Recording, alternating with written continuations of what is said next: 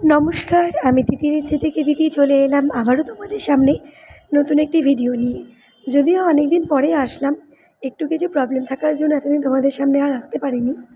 তো যাই হোক, চলো, যদিও অনেক দিন আগে হয়ে গেছে আমার দেওর মানে বড় মামা শ্বশুরের বড় ছেলের জন্মদিন। তো সেখানে আমি, মা, বাবা, আমার শাশুড়ি মা, বাবাই, আমরা ফুল ফ্যামিলি চলে গেছিলাম সেখানে। তো আমরা ওখানে গিয়ে ঢুকলাম, ঢুকে দেখি এদিকে বেলুন সাজানো হচ্ছে। আর এই যে এটা হচ্ছে আমার সেই দেওর, যার জন্মদিন ছিল সেদিনটা। তো যাই হোক, ও তো প্রচণ্ড লজ্জা পাচ্ছে। তাও বললাম যে ঠিক আছে, একটু দেখা, তোকে একটু ভালো করে সবার সাথে পরিচয় করিয়ে দিই।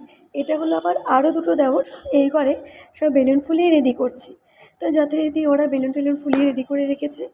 তারপরে চলে আসি, এটা হচ্ছে আমার ননদের ছোটো মেয়ে ভাগ্নি। আর এটা হলো আমার মেজো মামা শ্বশুরের মেয়ে। সাইডে আমার মা, শাশুড়ি মা, তারপরে আরেকটা বুনু, মানে সবাই আর কি আমাদের রিলেটিভসরা। তো সবাই মিলে খুব মজা হচ্ছিল। তারপরে আমরা চলে যাব বেলুন ফোলানোর দিকে। তো বেলুন টেলুন ফুলিয়ে নিয়ে তারপরে আমরা আসছি। দেখো, এখানে অলরেডি ভাইরা দেওয়ালে বেলুন সেট করে দিয়েছে, কিন্তু বেলুনগুলো মাঝে মাঝেই খুলে খুলে চলে আসছিল। বোথ টেপটার একটু আঠা কম ছিল মনে হয়, সেই কারণে। তো যাই হোক, তারপরে আমিও টুকটাক হাত লাগিয়েছি।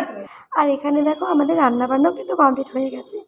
তা আমি ঘরের ভেতরে এসে ভাবলাম একটুখানি নিজেকে নিজে ভিডিওতে নিয়ে নিই, না নিলে কি হবে, দেওরের বার্থডে, সেজে গুজে এসেছি বলে কথা। আর দেখো, এখানে বাবার ও ঠাম্মির সাথে কিছু একটা গল্প করছিল। তো তার মাঝখানে আমি, মা, তারপরে দিদিভাই আর কি আমার ননদ, আমরা সবাই মিলে এখানে বসে মানে বৈঠকখানা আর কি যাকে বলে, সেটাই বসে গেছিলো। আমার মাসির শাশুড়ি, মামির শাশুড়ি সবাই মিলে। আসলে যা হয়, কারো বাড়িতে একটা কিছু প্রোগ্রাম হলে আর সেখানে যদি আমি যাই, তাহলে তো ব্যাস, কথার আর শেষ নেই, কথার ফুলঝুরি। তো চলো, হয়তো তোমাদের ভালো লাগলেও লাগতে পারে। তো লাগলে আবারও ওই একই কথা বলবো, তোমরা সবাই মিলে একটা ছোট্ট করে লাইক, কমেন্ট আর সাবস্ক্রাইব করে দিও, কিন্তু সাবস্ক্রাইব করতে ভুলো না। তো চলো, তোমরা দেখতে থাকো।